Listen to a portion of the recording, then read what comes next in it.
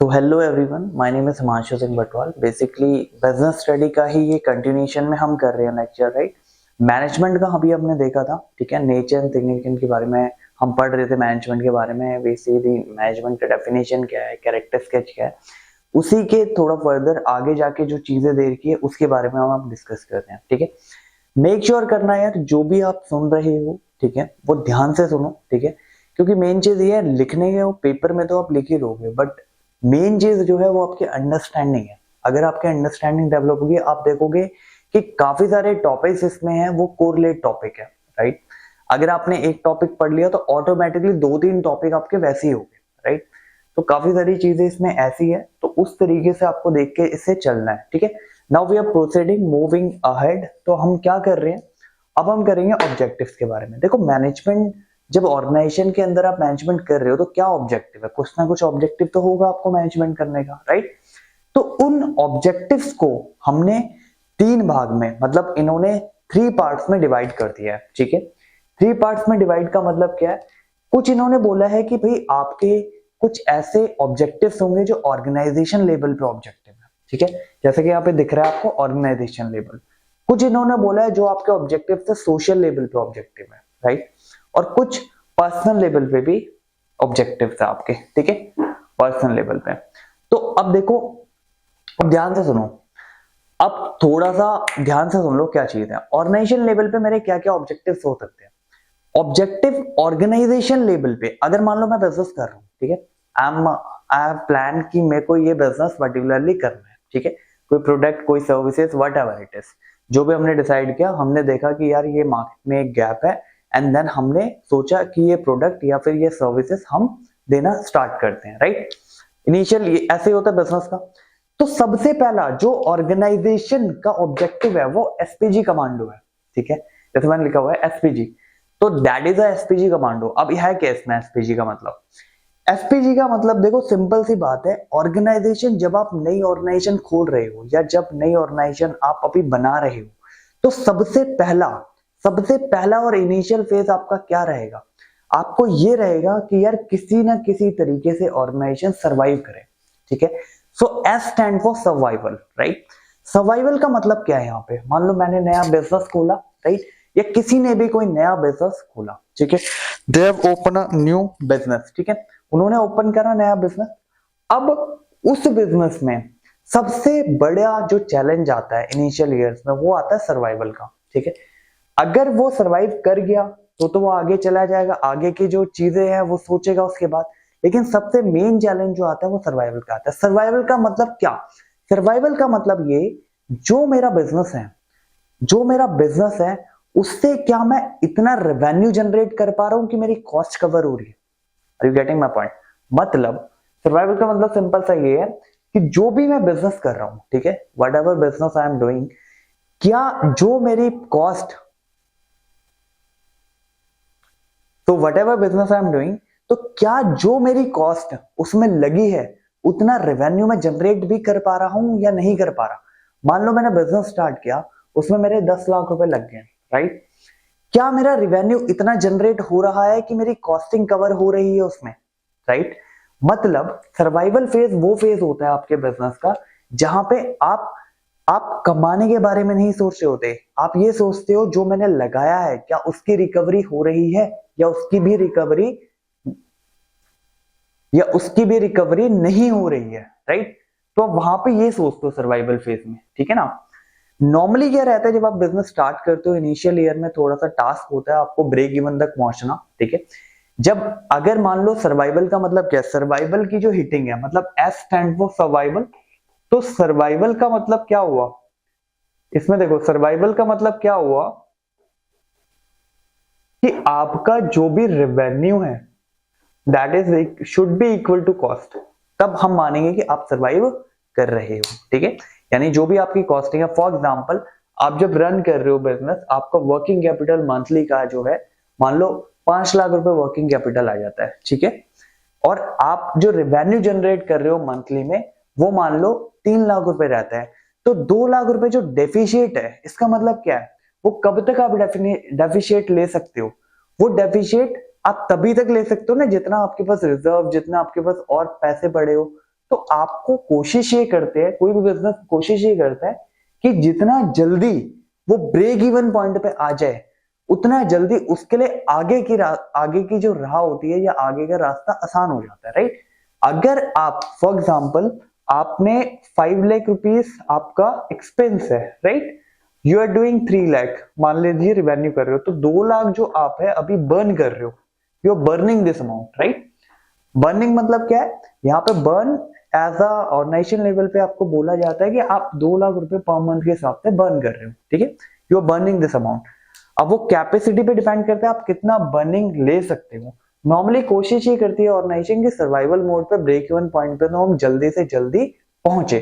तो उसके लिए पहला मोड क्या हो गया, सर्वाइवल हो गया ऑर्गेनाइजेशन का जो पर्पस है। दूसरा पर्पस, एक बार हमें पता चल गया यार मेरा जो भी रेवेन्यू आ रहा है वो कॉस्टिंग मेरे को समझ आ रही है कि हाँ भाई रेवेन्यू और कॉस्टिंग मेरा सेम आ रहा है, ठीक है, तो सेकंड फेज क्या आएगा, ऑब्वियसली बात है जब सर्वाइवल कर लिया तो अब आगे क्या सोचेगा वो, P stand for profit, right. अब नेक्स्ट उसका जो फेज होता है वो चाहता है मुझे प्रॉफिट भी कमाना है, राइट। अब क्या है, अब क्या हो क्या रहा है, देखो सर्वाइवल से पता है, सर्वाइवल स्टैंड हो गया, उसे पता है कि भाई मेरी कॉस्टिंग और मेरा रेवेन्यू अब मैं ब्रेक इवन पे आ गया हूं, तो ऑब्वियसली बात है अब मैं आगे प्रॉफिट के लिए सोचूंगा, है ना, कि प्रॉफिट किस तरीके से मैं अर्न करूं, क्योंकि इनिशियल ईयर में थोड़ा प्रॉब्लम सर्वाइवल में हुआ, सर्वाइवल अब हो गया, अब मैं प्रॉफिट के लिए सोचूंगा। प्रॉफिट क्यों जरूरी है किसी बिजनेस के, what do you think about it, कि प्रॉफिट क्यों जरूरी है। देखो प्रॉफिट नॉर्मली किस लिए जरूरी होगा, ठीक है, नॉर्मली कोई भी पर्सन बिजनेस कर रहा है, राइट, एक मोटिवेटिंग फैक्टर जिसे बोलते हैं ना, एक मोटिवेटिंग फैक्टर कह लो या आप ये कह लो कि अगर कोई पर्सन बिजनेस कर रहा है और वो कोई ऐसे सर्विसेज या ऐसा गुड्स दे रहा है, ठीक है, जिसके लोगों को जरूरत थी, उसने एक पर्टिकुलर गैप देखा इंडस्ट्री में, राइट, गैप देख के वो प्रोडक्ट या सर्विसेज जनरेट करी, ठीक है। अब इसमें क्या होता है, जिन भी लोगों के लिए वो सर्विसेज बना रहा है या वो प्रोडक्ट बना रहा है, उन लोगों का तो फायदा हो ही रहा है क्योंकि उनका ईज हो गया, क्योंकि उनको पहले प्रॉब्लम था, वो प्रॉब्लम डिटेक्ट होके एंड देन अकॉर्डिंगली उनको वो सर्विस मिल रही है। लेकिन बिजनेस ओनर का भी मोटिवेशन कब बना रहता है, अगर मान लो वो इंसेंटिवाइज हो रहा है प्रॉफिट से, राइट, अगर ऑर्गेनाइजेशन के भीतर प्रॉफिट आ रहा है तो ऑब्वियसली बिजनेस ओनर और ज्यादा पॉजिटिविटी से काम करेगा और ज्यादा मतलब जो वो अभी चीज कर रहा है उसको 10 गुना ज्यादा कर देगा, राइट, क्योंकि एक मोटिवेशन फैक्टर उसका बन गया, ठीक है। और ओवरऑल अगर आप देखोगे कि ऑर्गेनाइजेशन में कोई भी पर्सन, जैसे फॉर एग्जांपल कल को आप ऑर्गेनाइजेशन में एम्प्लॉयमेंट लेने जाते हो, है ना, जॉब लेने जाते हो, तो यू विल सी कि यार कंपनी प्रॉफिट पे भी है या नहीं है, कंपनी कहीं अभी सर्वाइवल मोड पे ही तो नहीं चल रही है ना। तो आप भी अपनी स्टेबिलिटी जब देखोगे एज अ एम्प्लॉय, तो आप भी ये देखोगे जो कंपनी प्रॉफिटेबल है, जो कंपनी अच्छा कर रही है, राइट, उसमें आपको प्रॉब्लम ना आए कभी भी। फॉर एग्जांपल आप जॉब कर रहे हो, you are getting a salary from that particular amount, तो आपको ये रहेगा यार प्रॉफिटेबल है तो मेरे को उस चीज की टेंशन या उस चीज की दिक्कत नहीं लेनी है। Are you getting my point. तो ये हो गया पहली चीज। और वैसे भी प्रॉफिटेबल है तो विन विन सिचुएशन है, आप कंज्यूमर जो है उनके लिए भी विन विन सिचुएशन है, जो बिजनेस ओनर है और उसके स्टेक होल्डर्स है उन सभी के लिए विन विन सिचुएशन रहती है। तो second phase SP is for profit. Third phase में वो सोचता है ग्रोथ के लिए, ठीक है। अब अच्छा है, मतलब स्टेबिलिटी होगी, प्रॉफिट कमा लिया, प्रॉफिट मतलब आ रहा है, अच्छा आ रहा है, अब he want to grow, right. अब ग्रो कैसे करेगा, देखो ग्रो करता है, ग्रो कैसे करता है, या तो एग्जिस्टिंग का ही वॉल्यूम बढ़ा दे, ठीक है, एग्जिस्टिंग में ही जिस मार्केट में टारगेट कर रहा है मार्केट अपना न्यू उसी में ले ले, मतलब उसी प्रोडक्ट के लिए नया मार्केट ले ले, या फिर एग्जिस्टिंग प्रोडक्ट तो उसका चल ही रहा है ऑलरेडी लेकिन वो एक वर्टेक्स और लेके आ रहा है प्रोडक्ट का, ठीक है। तो ग्रोथ में क्या होता है, अगर मार्केट के हिसाब से आपको चेंज करना होता है, फॉर एग्जांपल कॉम्पिटिटर्स है, अगर कॉम्पिटिटर आपके चेंज कर रहे हैं चीजों को, चेंज का मतलब वो कुछ एड ऑन कर रहे हैं, वो कुछ वैल्यू एड ऑन दे रहे हैं, तो आपको भी वो इनकॉर्पोरेट अपने प्रोडक्ट में जल्द से जल्द करना होता है, राइट, क्योंकि आप मार्केट से एब्सोल्यूट ना हो जाओ। तो उसके लिए मैं ग्रोथ देखता हूं, ठीक है, चाहे मैं वॉल्यूम के लेवल पे अपना ग्रोथ करूं, चाहे मैं वर्टेक्स एक नया डालूं, उसमें ग्रोथ देखो। तो एसपीजी इस ऑर्गेनाइजेशन का जो पर्पस है, मतलब जो ऑर्गेनाइजेशन का यहाँ पे ऑब्जेक्टिव है, तो वो सिंपल ऑब्जेक्टिव है कि भाई मुझे पहले अपनी स्टेबिलिटी एश्योर करनी है, सेकंड पे मुझे प्रॉफिटेबिलिटी देखनी है, थर्ड पे I want to go for growth, ठीक है, दैट स्टैंड फॉर एसपीजी, ठीक है जी। अब आगे आ जाओ सोशल पे। देखो ऑर्गेनाइजेशन क्या होती है ना, ऑर्गेनाइजेशन जब ऑर्गेनाइजेशन का ऑब्जेक्टिव अचीव होता है, फॉर एग्जांपल वो प्रॉफिट कर रही है या फॉर एग्जांपल वो ग्रोथ भी कर रही है, अब उसकी कुछ रिस्पॉन्सिबिलिटी सोसाइटी, जो सोसाइटी जहां पे वो वर्क कर रही है उसके प्रति भी कुछ रिस्पॉन्सिबिलिटी बनती है, राइट। अब सोसाइटी में कैसे रिस्पॉन्सिबिलिटी बनती है, जो भी आपको सोसाइटी के रिसोर्स यूज करके आपने एक बिजनेस क्रिएट किया, आप उससे प्रॉफिट कर रहे हो, यू आर ऑल्सो ग्रोइंग, जैसे भी कर रहे हो, तो आपको सोसाइटी को कुछ पे बैक देना होता है।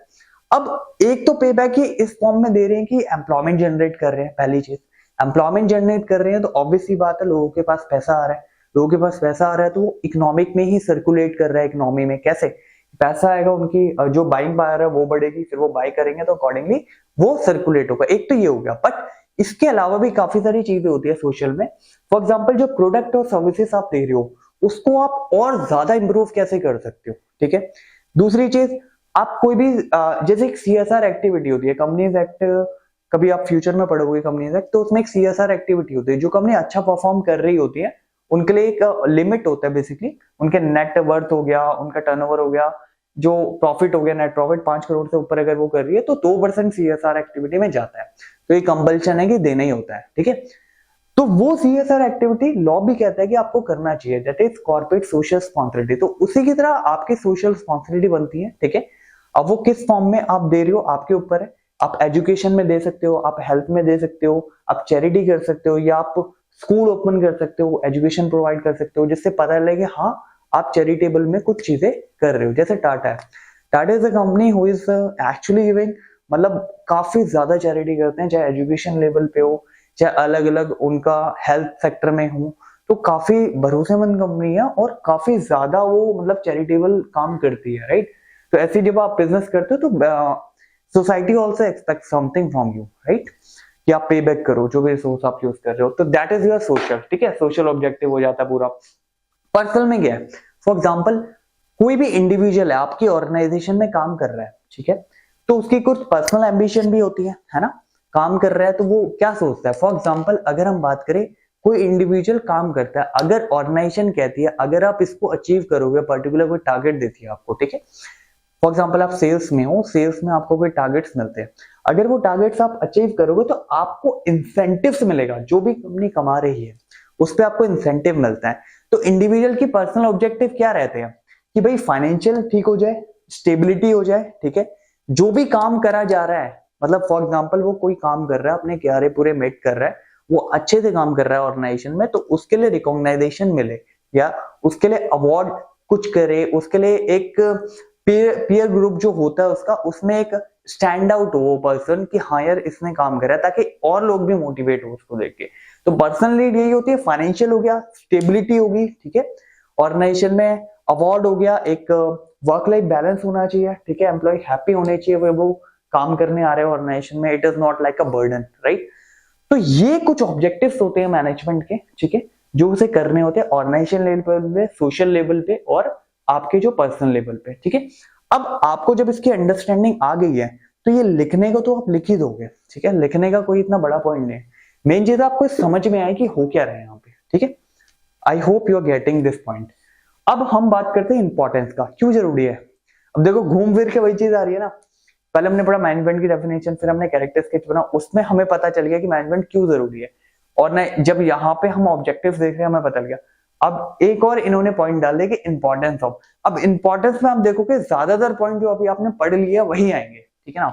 अब देखो कहता है अचीविंग ग्रुप गोल, वहां पे देखा था आपने ग्रुप गोल, ऑब्वियसली बात है जब आप ऑर्गेनाइजेशन में मैनेजमेंट कर रहे हो, ठीक है, तो ये कोई इंडिविजुअल का जो पर्पस है वो तो है नहीं, ये तो पूरे ग्रुप का है ना, ग्रुप का मतलब पूरी कंपनी का है, ठीक है, उनका एक पर्टिकुलर गोल है, it might be profit maximisation, it might be anything यार, they want to give us services, they want to give a better, I mean customer services, they want to give a better product, they want to create a change, right, कुछ भी हो सकता है वो, तो वो group activity है। Group activity आपकी कभी भी अकेले कंप्लीट नहीं होती, इंडिविजुअल को अपने साथ लेना होता है, उनके जो भी इंटरेस्ट है उनको अलाइन करना होता है आपको ऑर्गेनाइजेशन के जो भी ऑब्जेक्टिव्स है।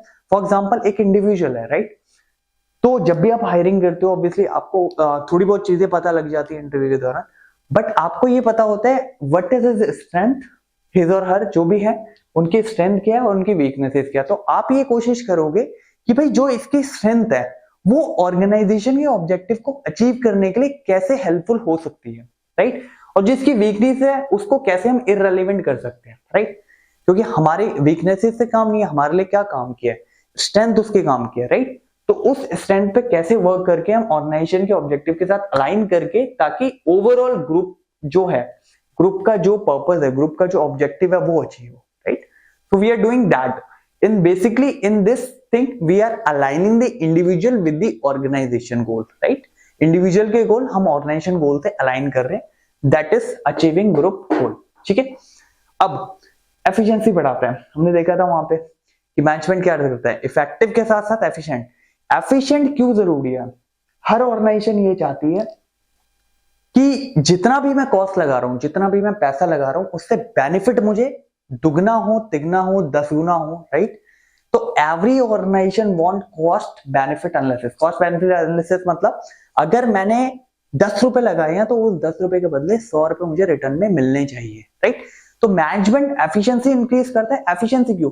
जब पूरे प्रोसेस आपके अलाइन हो जाते हैं, आपकी पूरी एसओपी डिसाइड हो जाती है, आपको पता होता है, फॉर एग्जांपल आप कोई भी प्रोडक्ट बना रहे हो, आपको पता होता है यार इस प्रोडक्ट में ना स्टैंडर्ड टाइम इतना लगना है, ठीक है। For example let's say 30 minutes का स्टैंडर्ड टाइम लगना है, ठीक है। अगर वर्कर आके 8 घंटे काम कर रहा है तो 16 प्रोडक्ट बन जाने चाहिए, ठीक है। स्टैंडर्ड ये है। अब उस स्टैंडर्ड से मान लो कोई 12 बनाता है, या मान लो कोई ज्यादा इफेक्टिव होता है तो वो 17-18 भी बना देता है, बट स्टैंडर्ड इज 16, राइट। कि 16 आपको प्रोडक्ट बनाने हैं इन अ डे अगर आप आ रहे हो, राइट।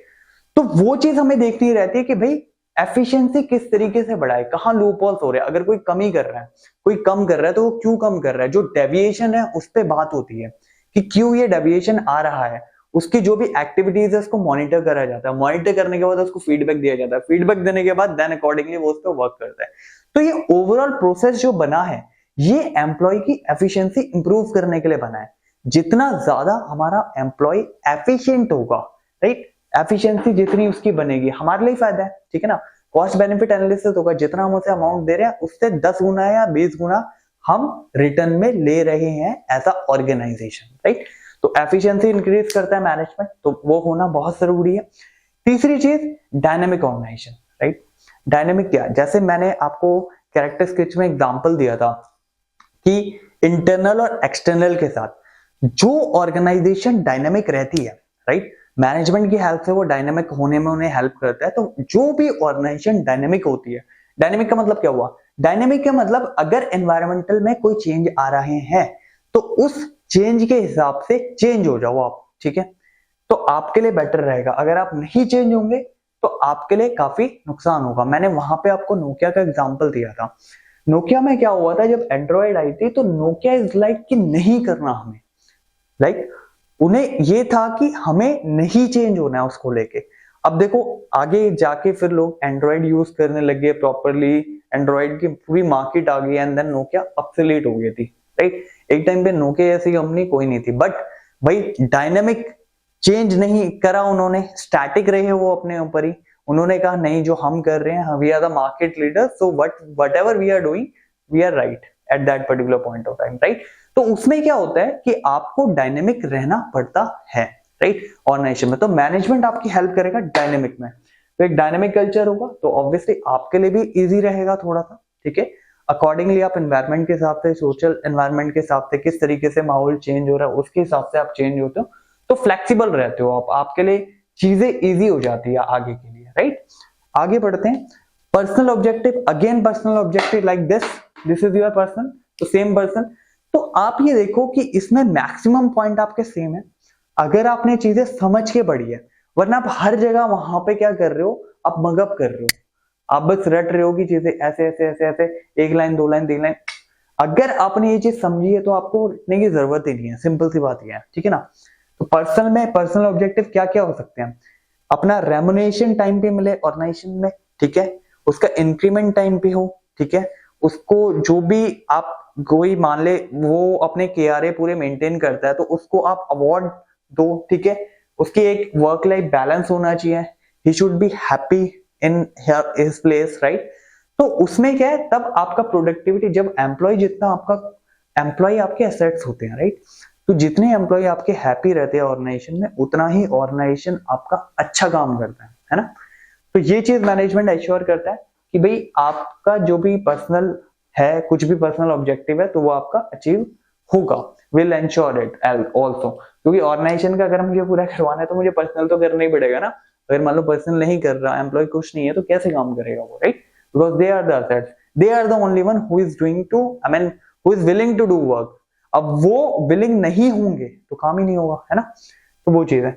अब डेवलपमेंट ऑफ सोसाइटी के वही चीज है, सीएसआर एक्टिविटी का जो पार्ट हो जाता है, ऊपर देखा था हमने कि जो आप जो भी अपने एंड से डेवलपमेंट एक्टिविटी कर सकते हो, लाइक आप एम्प्लॉयमेंट तो जनरेट कर ही रहे हो, उसके साथ प्रोडक्ट एंड सर्विसेज अपने अच्छे कर दो, राइट। उसके अलावा कोई सीएसआर एक्टिविटी में कोई चैरिटेबल एक्टिविटी आप कर सकते हो, चाहे वो एजुकेशन फील्ड में, हेल्थ फील्ड में या किसी और फील्ड में। तो उसमें भी एश्योरेंस देता है मैनेजमेंट की भाई चैरिटेबल एक्टिविटी, सोशल एक्टिविटी जब आप करते हो तो एक इमेज बनती है, पब्लिक में भी आपकी एक इमेज जाती है कि हाँ यार ये ऑर्गेनाइजेशन ऐसी है, जैसे टाटा की इमेज है, is a brand for known for, I mean वो ट्रस्ट का ब्रांड है टाटा, राइट। क्यों? क्योंकि उसकी सीएसआर एक्टिविटी इतनी ज्यादा है। कभी आप जब आगे जाओगे, कभी बैलेंस शीट देखोगे ना उनकी, बैलेंस शीट इज लाइक, जैसे मैंने बताया ना, बैलेंस शीट में आपको क्या होता है कि कंपनी का चिट्ठा पता चल जाता है, राइट। तो उसमें जो सीएसआर एक्टिविटी में वो खर्चा करते हैं, जो डोनेट करते हैं, जो सारी चीजें करते हैं, तो उससे ट्रस्ट बिल्टअप होता है सोसाइटी में, राइट। जब वो ट्रस्ट बिल्टअप होगा तो ऑब्वियसली वो अकॉर्डिंगली अपना प्रोसीड कर सकते हैं, ठीक है। तो ये चीज होती है इसमें। तो ये हो गया हमारा सिंपल, अचीविंग ग्रुप गोल, एफिशिएंसी, डायनामिक, पर्सनल और सोसाइटी, रिगार्डिंग। अब हम बात करते हैं नेचर की, ये थोड़ा सा इंपॉर्टेंट है। देखो मैंने जब मैनेजमेंट स्टार्ट किया था, मैनेजमेंट का तो टॉपिक आपके लिए स्टार्ट किया था, वैसे तो मैं मैनेजमेंट करता ही हूँ, लेकिन वैसे जो टॉपिक वाइज बात कर रहा हूँ कि वो जो स्टार्ट किया था मैंने, तो मैंने वहां पे आपको एक बात कही थी, अगर आपको if you know the art of getting things done, यानी आपको अगर काम कराना आता है तो आपको मैनेजमेंट आता है। तो मैंने वही बता दिया था, वो क्या है, आर्ट है, राइट। एक आर्ट है, आर्ट, राइट। अब यहाँ पे क्या डिस्ट्रीब्यूट है, यहाँ पे कहता है जी इसका नेचर क्या है मैनेजमेंट का, राइट। क्या ये आर्ट है या ये साइंस है? तो देख लेते हैं क्या इनके चीजें हैं और किस तरीके से बताने की कोशिश कर रहे हैं, राइट। देखो, एग्जिस्टेंस ऑफ थ्योरेटिकल नॉलेज, सबसे पहले आर्ट को हम पकड़ते हैं। देखो कोई भी चीज हो, for example let's say you are learning to play a guitar, जैसे आप गिटार सीख रहे हो, राइट। तो गिटार में भी काफी सारी चीजें होती है। फॉर एग्जाम्पल ये जो आपका थ्योरेटिकल नॉलेज वाला पॉइंट है, तो जो बेसिक नॉलेज है वो आप इसी के थ्रू लोगे। कहाँ नोट्स होते हैं, किस तरीके से गिटार को पकड़ना चाहिए, किस तरीके से उसको मूव करना चाहिए, किस तरीके से स्ट्रिंग उसकी स्विंग करनी चाहिए, देन अकॉर्डिंगली आपकी किस तरीके से रिंग बनती है, वो सारी चीजें आपकी एक बेसिक नॉलेज में आ गई, ठीक है। ऐसे ही आप मान लो आप डांस सीख रहे हो, ठीक है, तो डांस में एक बेसिक रिदम होती है। एक बेसिक रिदम में का मतलब है, फॉर एग्जांपल क्लासिकल सीख रहे हो, हिप हॉप सीख रहे हो, कुछ भी सीख रहे हो आप, राइट। ऐसे ही आप कभी सिंगिंग सीख रहे हो, तो सिंगिंग में भी आपके रिदम होती है, सारे गा मा पा धा नी सा रे, तो ये आपकी सिंगिंग में होगी। तो कोई भी चीज आप ऐसी कर रहे हो जिसमें बेसिक थ्योरेटिकल नॉलेज की आपको रिक्वायरमेंट है, राइट। बेसिक थ्योरेटिकल नॉलेज मतलब आपको एक अंडरस्टैंडिंग है बेस, हाँ यार ये ना चीज इस तरीके से होती है, कुछ इसके बेसिक प्रिंसिपल्स हैं, तो इस प्रिंसिपल को फॉलो करना रहता है, राइट। तो आर्ट्स में क्या होता है कि आपको एक बेसिक थ्योरेटिकल नॉलेज मिलती है पहले, कि किस तरीके से आप कहीं से पढ़ते हो, सर्च करते हो, व्हाटएवर यू आर डूइंग, तो उसमें आपको एक बेसिक अंडरस्टैंडिंग नॉलेज मिल जाती है, ठीक है। अब आपने नॉलेज ले ली है ना, तो उसके बाद क्या करते हो, पर्सनलाइज एप्लीकेशन। अब आप देखो कि आपको, जैसे मान लो एक क्लास में काफी सारे बच्चे हैं, who is learning guitar, let's say, right. अब आपको वो बेसिक नॉलेज दे दी गई है ना, आपको बता दिया गया है भाई नोट्स इस तरीके से है, ये सारी चीजें। अब person to person, every individual is different, ठीक है, तो उसकी जो पर्सनल एप्लीकेशन होगी वो भी टोटली बिल्कुल डिफरेंट होगी, राइट। अब जो जिस तरीके से वो अपनी पर्सनल एप्लीकेशन कर रहा है वो सेम तो नहीं हो सकती, क्योंकि ह्यूमन बिहेवियर है, राइट। उसका रिएक्शन हम बिल्कुल प्रिडिक्ट तो नहीं कर सकते, या उसकी चीजें हम बिल्कुल एग्जैक्ट प्रिडिक्ट तो नहीं कर सकते। ऐसा तो नहीं होगा क्लास में आपने सबको सिखा दिया तो सभी एक ही धुन में बजा रहे हैं, नहीं होता ना, राइट। तो उसमें क्या आता है, आपका पर्सनल एप्लीकेशन होता है, पर्सनलाइज एप्लीकेशन होता है, किस तरीके से आप उसे पर्सनलाइज अप्लाई कर रहे हो, कर पा रहे हो अपनी एबिलिटी के अनुसार, राइट। उसके बाद based on practice and creativity, उसके बाद आप उसी पे प्रैक्टिस करते जाते हो, राइट। प्रैक्टिस करने के बाद आप अपना ही कोई मेथड निकालते हो जो कि क्रिएटिव मेथड होता है आपका, राइट। वो हर इंडिविजुअल का अलग है, ठीक है। क्रिकेट सब खेलते हैं, राइट। बैट्समैन सारे हैं, ऑलमोस्ट सारे हैं, जो कि बॉलर से वो भी बैट्समैन है, लेकिन सचिन बैट्समैन क्यों है? क्योंकि उसे बेसिक वनडे पहले पता चले, थ्योरेटिकल वाले, राइट। फिर उसने पर्सनलाइज एप्लीकेशन डाली उसमें। दूसरी चीज फिर उसने क्या किया, उसने उस चीज को प्रैक्टिस किया, यस प्रैक्टिस, एंड उसने अपने क्रिएटिव आइडिया से निकाले। उसे पता है कि कौन सा शॉट कैसे लगाना है, उसे पता है कवर ड्राइव कैसे लगाना है, उसे पता है सारे शॉट्स किस तरीके से लगाने हैं। तो ये कैसे हुआ? ये प्रैक्टिस से हुआ, राइट। तो art is a form of like management भी एक आपका आर्ट है, राइट। मैनेजमेंट में कुछ बेसिक बातें आपने भी देखी है ना, कि मैनेजमेंट में बेसिक बातें क्या होती है, कि हमारा पूरा प्रोसेस है, प्लानिंग से लेके कंट्रोलिंग तक जाता है, ठीक है। और उसके बाद हमारा पर्पस होता है ऑर्गेनाइजेशन के ऑब्जेक्टिव अचीव करना, राइट। कैसे? इफेक्टिवली एंड एफिशिएंटली, ये आपने जाना। लेकिन अब उस पोजीशन में जो मैनेजर बैठा हुआ है, फॉर एग्जांपल कहीं पे भी हो, अभी हम लेबल्स देखेंगे तो उसमें बताऊंगा आपको, जो भी मैनेजर जिस रिस्पेक्टिव प्लेस में बैठा हुआ, अब वो उसकी क्या स्किल है, वो उस टाइम पे कैसे वर्क कर रहा है, उस पर टोटली डिपेंड करेगा किस तरीके से आगे जो है, जो भी आपका डिसीजन है या जो भी आप बता रहे हो एम्प्लॉइज को, वो कैसे डेलीकेट हो रहा है, ठीक है। तो यहाँ पे क्या है, थ्योरेटिकल नॉलेज होगी, फिर आपने क्या करा, पर्सनल एप्लीकेशन करी, फिर आपने प्रैक्टिस के साथ उसको इंप्रूव कर लिया।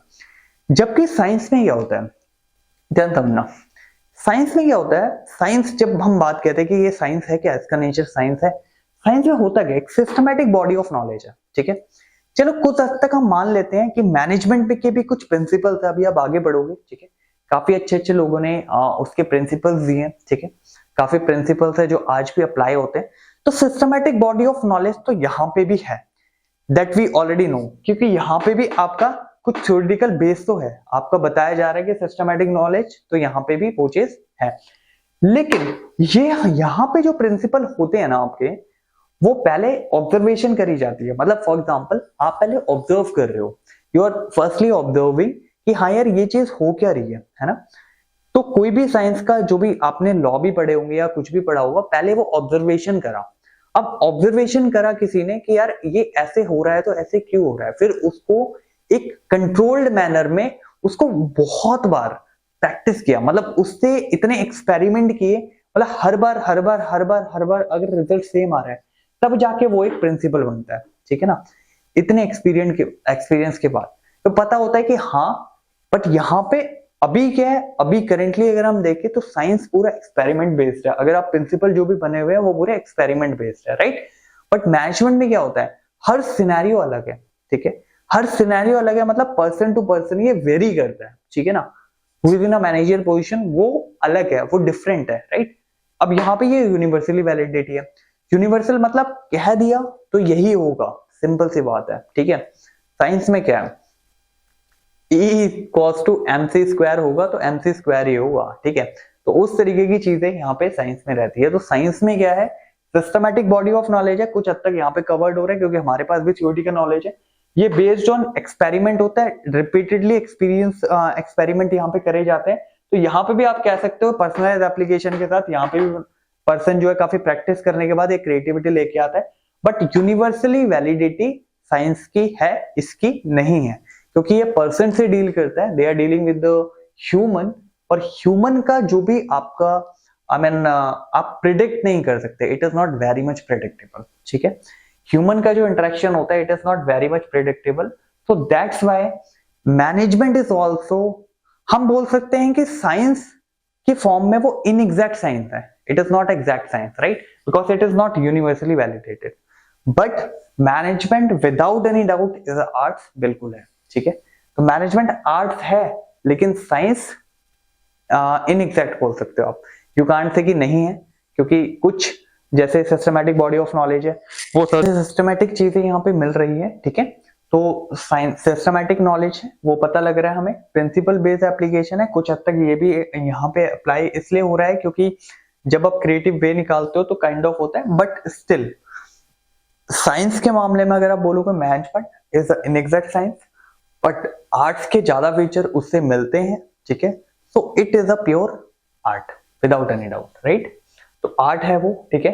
साइंस का हाँ एक दो प्रिंसिपल उसके मैच हो रहे हैं, साइंस के वी कैन से मैच कर रहे हैं हम, ठीक है, but it is art, purely art, ठीक है।